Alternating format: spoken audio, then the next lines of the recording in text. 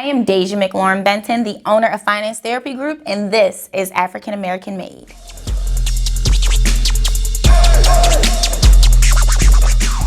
How are you today? I am doing well. Thank you so much for having me. Well, thank you for giving me your time. I know this is a very busy time of the year for you. I'm excited. A Black entrepreneur, woman in the financial and accounting space. I'm eager to talk to you and learn about your expertise and what got you into the space. Won't you tell me your name, the name of your business, and how you got started? Of course. So hello, everyone. My name is Daja Benton. I'm the owner and founder of Finance Therapy Group, where I specialize in tax preparation, bookkeeping, and advisory. I got started immediately after college. I realized that I had a passion for not just money per se, but understanding the knowledge that comes with wealth. So post-graduation, I acquired a position with a Big Four accounting firm. And immediately upon being there, I just recognized that I had a higher calling to deal with people more on a grassroots level of finance, right? So in that, I was able to form my business in 2019, and I began practicing officially as of 2020. Okay, so you have a degree in accounting. No, originally my degree was in English. So such a crazy segue. My original degree was in English, and I'm currently receiving my master's in accounting. However, prior to, I was in banking for about 5 years, and then went to the Big Four firm for another 3 years. And I have been working in the accounting space for so long. Post-graduation, I went to tax school, and I was able to get state and federally certified. So those are the things that qualify me on the tax perspective, and with bookkeeping, being QuickBooks certified, along with acquiring my life insurance license, my SIE, and now I'm currently in the process of getting my Series 6 license. So it's always a work in progress with the education. Wow, you're killing it out there in the game. So when we met, I was actually working on another project, and you approached me with a firm and what you do. And what struck me was your passion for financial literacy in the African American community. I want to talk about that, spend some time talking about that, and give me some points as to like what areas you think we could be stronger in. From a historical perspective and in terms of prosperity. Yeah. Give me your insight on that. From a historical perspective, minority people have always kind of been marginalized in terms of their finances and what was afforded to them. Even with rollouts like government assistance and things of that nature, we kind of have been programmed to believing that these dependent resources, so to speak, are necessities in order for our survival. The thing that I find the most fascinating is that the surge of Black entrepreneurs and business owners has continued to increase over the past 5 years significantly. But with that, I think us understanding the importance of creating sustainability is ultimately what I aim to teach. It's not just about, are you able to get past that finish line of creating something, but how far can you take it? How can you pass it down to your children? How can you pass it down to their children? And teaching what the true definition of generational wealth is, to me, is ultimately my primordial purpose. You mentioned sustainable income, sustainable investments, and sustainable income. And I hear this word thrown around a lot in the last 5 years, generational wealth. Yeah. And I'm a layperson. However, I think that not a lot of people really understand what generational wealth is. From my understanding, let's just say, for example, I'm a 40-year-old man and I haven't really done a whole lot to build up a secure financial future for myself and my children. When I start my journey to do that, I'm not doing it for myself, I'm doing it for the next generation, right? So I may not even reap any benefit from the savings and the investment that I put in while I'm on earth. Can you give me your input on that? Yeah, for sure. And I definitely agree. The coined term of generational wealth has been so diluted to the point where we use it even when we're not talking about generating anything. To me, understanding that that perspective that you just gave is so important. The whole purpose of creating something for a later generation is so that you can pass it down. You might not reap an immediate benefit. It might not be something that benefits you directly. However, the fact that you're able to give something to someone else is your prize, right? And even just an example of circumstance, imagine being born into a family where you don't have any inheritance, you don't have anything, you're starting from ground zero and from scratch, and you're placed in a world that you didn't even ask to be on. And now it's up to you to figure out how to make something out of it. Opposed to the family where the dad may have passed away, life may have happened, and the dad was able to leave a $500,000 life insurance policy. So while a tragic life circumstance took place, there was still something that was left behind. So not only were the family able to remember the passing of the parent, they're able to also remember their contribution. And then they can look back and say, my dad set me up because now I'm not starting from ground zero. I have a space to work from. I can go to college without incurring the expenses. I can buy my first property at 18. Those are the things we really want to be touching on when we talk about generational wealth. Not just an idea or theory of what it means to pass down wealth to another person. Perfect. I love that. Absolutely. But now our thinking is different. People like yourself are educating us on what it means to start thinking in that manner. Yeah. Not just working and putting money in a bank, but looking at other options to build that wealth like other groups have done before. And I want to dispel this idea that acquiring wealth means you have to do something extreme and extraordinary. That's absolutely not true. Most millionaires in America are born from just consistent investing. So you don't have to be Albert Einstein or go out here and create the biggest, baddest business if that's not your calling and that's not what you actually want to do. Wealth is actually built within consistency and with you defining what wealth actually is first. A question that I love asking in every single meeting I have with my clients is, okay, at what age do you want to retire? This is something that many people never even get a chance to think about because they're too busy, focusing on the day-to-day of life. So I start with, what age do you want to retire? And then after about 5 minutes of us getting down to what age, I then say, how much money do you have in your account at that age? Like, how much money can you take and say, I'm going to live off of this, and then this is how I'm also going to create wealth for my family? Many of them don't know that answer. And by the time our meeting is over, I've given them their financial independence number and they're able to say, here's my answer. Here's how I'm going to create wealth. Here's how much I need to do that on a monthly basis in order to create that consistency. So that lack of education part is so dear to me because a lot of people think that in order for them to make money or to acquire any form of wealth, whatever that means to them, they have to reinvent the wheel, so to speak. And I love teaching to people, I don't want you to reinvent anything. If you love being a nurse, if you love being a teacher, if you love being a truck driver, we're just going to take some of that money, reroute it into an investment account, and that's going to allow for you to do exactly what you're doing, but just moving your money differently. A point I always mention is if you're saving $500 a month and you're putting it into a savings account and it's growing at a rate of 0.0001, opposed to you taking that same $500 and dividing it amongst a mutual fund or a Roth IRA or traditional IRA or whatever account you desire, you taking that and allowing that to compound at a minimum rate of return of about 8 to 10%, that to me is significantly more fruitful. And that is how most millionaires are made in America. Not by reinventing the wheel, not by trying to start something new, and most certainly not by everybody just owning a business. That's been a trend and a fad, but I really enjoy dispelling that theory.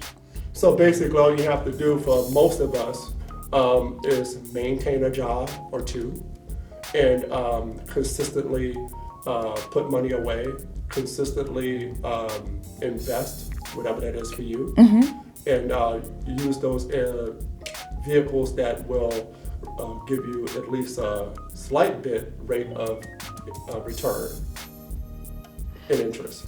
versus just having money parked in the bank somewhere, not gaining it. There you go.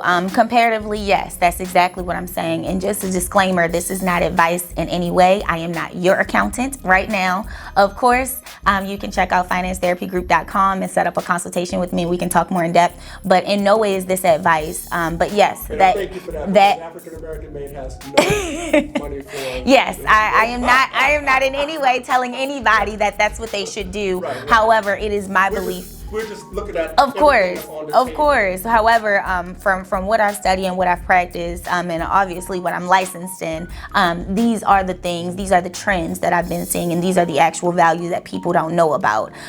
Versus they might have social media telling them, go out, you start an LLC, and that's your key to wealth. It's actually not your key to anything. You don't own anything. You don't have any assets. You're not creating anything. Ultimately, I want people to feel empowered by their money and not controlled by it. Let's go back a little bit. Mm-hmm. I know you're such a wealth of information. I could talk Thank to you. All day. Let's break it down a little bit. A guy or girl, mm-hmm. They got a regular job and they, just coming out of the gate. What are some of the first things you think they should do? I mean, they don't have any assets. They're probably just getting out of mom and dad's house. Mm-hmm. What are some of the first things you suggest they should do coming out of the gate? Yeah. I always start with understanding your budget. I don't have a conversation with anybody without knowing what exactly do you make, and then separate that number from what it is that it costs for you to live. Many people will do this thing where they get another job, right? You get a new job, and that new job pays you more money. What do we do naturally? We then start to increase our expenses because it's now based on the new money that we've gotten. Where if most people take the approach of living below their means, increasing their investments and their savings, they will ultimately see wealth. And that's just effective nature. I'm sorry, it's not my opinion. It's just what the market has shown us in history over the past 50 to 100 years. So if you want to really understand what it is that you have to invest or how to get your foot off the ground, start with the budget. Start with knowing what it costs for you to live, and then understanding what you need to be investing on a monthly basis. Then from there, we tackle debt elimination. We talk about the best way for you to pay off your debt. Debt stacking. Should you double down? Should you do the snowball method? We kind of go into the nuances of what it means for you to become debt free in a fraction of the time less. That's going to be the factor of decreasing your interest, right? So those are the kind of hard-hitting points I like to drive home with my clients, because once we get budget down and once we get debt down, voila, the surplus of money that you thought you never had because you were living paycheck to paycheck, we found that in the numbers you currently have. My goal isn't to tell everybody go out and make more money and then go ahead and invest. My goal is to talk about how do we make it work within the confines of what you have, so that when you do acquire more, we're just adding more on top of more.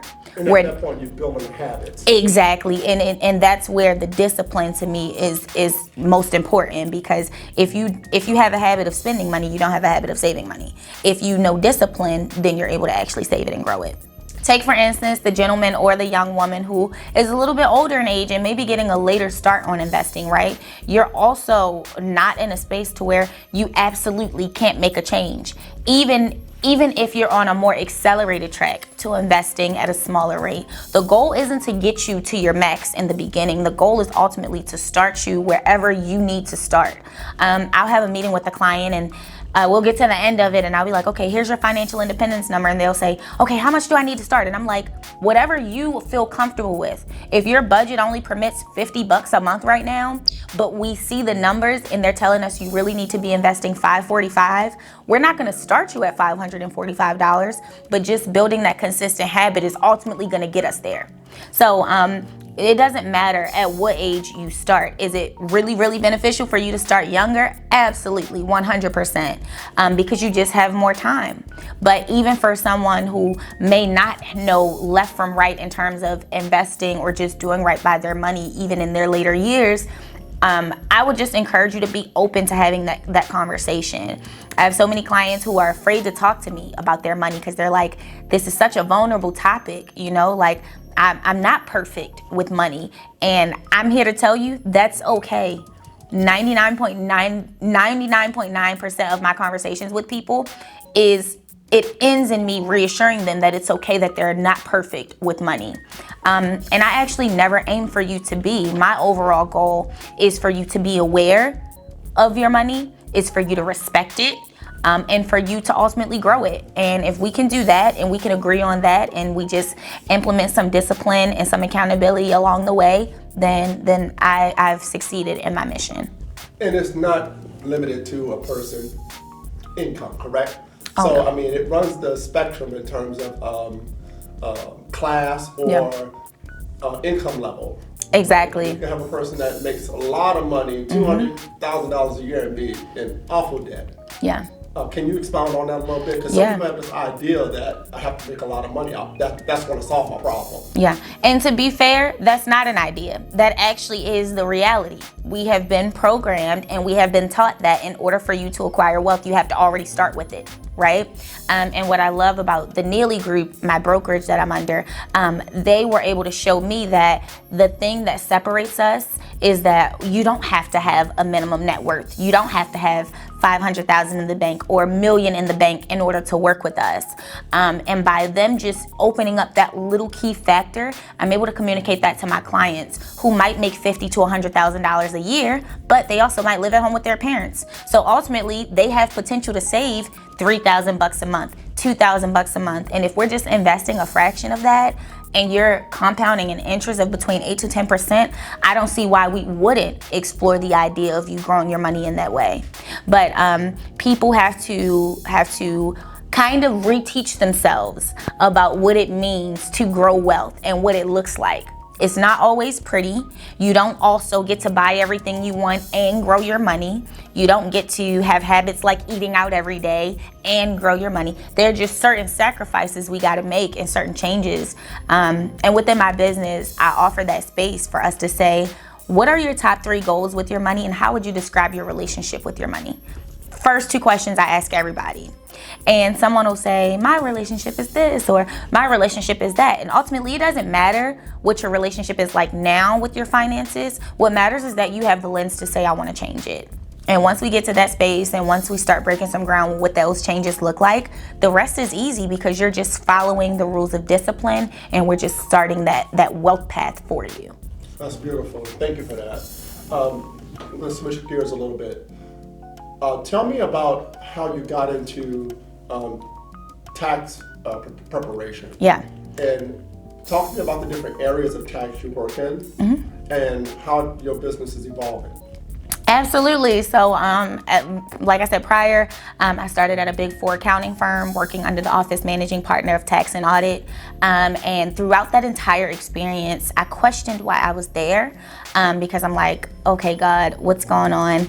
I somehow went from banking to this accounting firm. Why am I here? Am I supposed to be here? And I was listening to a podcast and the guy said on the podcast, you know what most people's problem is? They're chasing their passion. You have to stop chasing your passion and start chasing what it is that you actually need to be doing.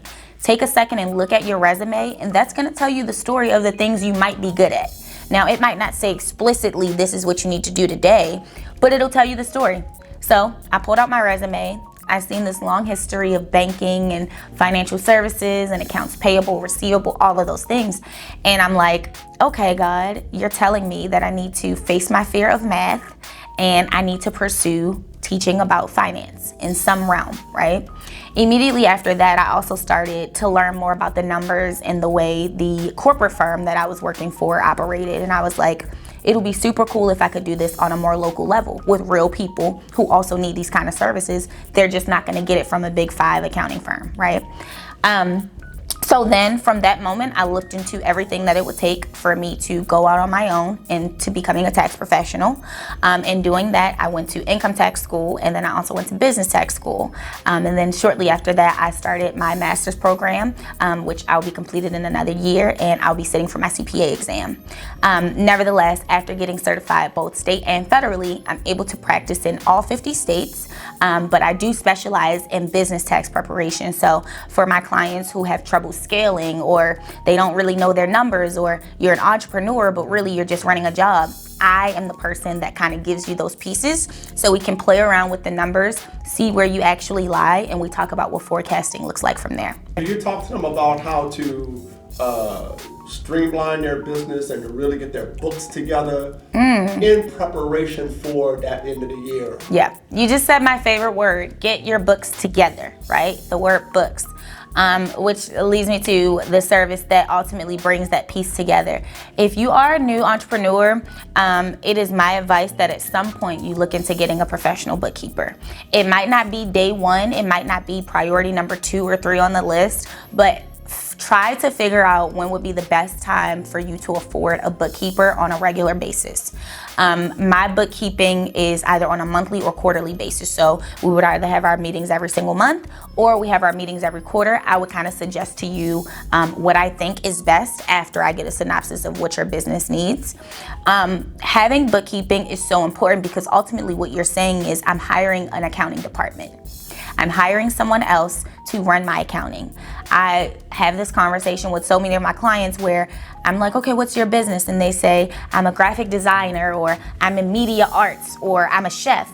You signed up to be the specific role of talent in which you already do, right? Cooking, graphic designing, media arts, whatever it is. You did not sign up to run the back office operations of the business. So speaking with a professional accountant like myself or anyone who you feel you're comfortable with, I think is always going to be most important, because if you don't know your numbers, then you don't have any numbers. You just have a job that you're in charge of the schedule for. And I try to really teach minority business owners that it was no point in you doing all of this and putting all this passion and fuel behind starting a business just for you to then say, I'm gonna let it run me. When you are a business owner, your goal is to create systems and for you to run the systems, not for you to actually operate in the fullest capacity of that job at all times. By hiring out for your accounting, you ultimately create an accounting department, which is someone like myself, and then our relationship turns into me telling you what your numbers are, and then we work from there. As opposed to you, and this is a previous relationship I had with my clients, opposed to you coming to someone like myself at the end of the year with all of your mess, for lack of a better term, right? And then saying, here you go, can you help me figure it out? That relationship isn't really conducive to the kind of growth you will want at a corporate level. So we kind of start incorporating some of those corporate practices, even at a small business basis. So what do you say to a person that has not made a profit, has not sold a donut yet, has not gotten a graphics job yet, has not done a roofing job yet, but they've spent for the last 6 months money into their business trying to get it up? Build it up. Yeah. Is it as important to start books at then as it is when you make your first dollar? If budget is a factor, then of course I would say hold off on a bookkeeper, and that's why I was saying that's something you look forward to later down the line, but definitely put a date on it. If you are fresh, hitting the ground running, just keep up with simple checks and balances. So you want to start with that LLC if you desire an LLC and if you know why you need it. And then you want to start with that EIN number. And then from there, you want to get a business phone number. You don't have a business if you don't have a business phone number or a business email address. And then from there, you want to open up that business bank account. Have all debits deposited into that business bank account, and then have anything that's coming out, anything that's being credited to the account, you want to make sure that's coming from either a business credit card or coming from a business account that's separate from where you spend. To me, that's the best way for you to formulate more healthier habits, because if you just have money going out of your personal account and then going back into your business account, and then you kind of spend some days on your personal, but you had to pay your rent out of your business, you start commingling funds. And then when you're commingling funds, the IRS is going to come and they're going to look and they're going to say, wait, it looks like this is more of a personal expense than a business expense. Now we need proof. So where do you see your business going from here? Yeah. I see my business growing into a corporate firm where we specialize in tax preparation, bookkeeping, and advisory, but on a scale that also scales other small businesses. My true passion is in business development, so that's why I love working with small business owners and just educating them on some of the best practices to run a effective business with proper accounting methods, tax strategies, and tax shelters. So those are the things that truly hold my heart, and I'd love to work with anyone who is ready for that kind of challenge, and we would definitely be able to talk more about how to take you to the next level. Definitely check out financetherapygroup.com. My Instagram handle is #girlsdaj and DAJ, and then on Facebook, Finance Therapy Group.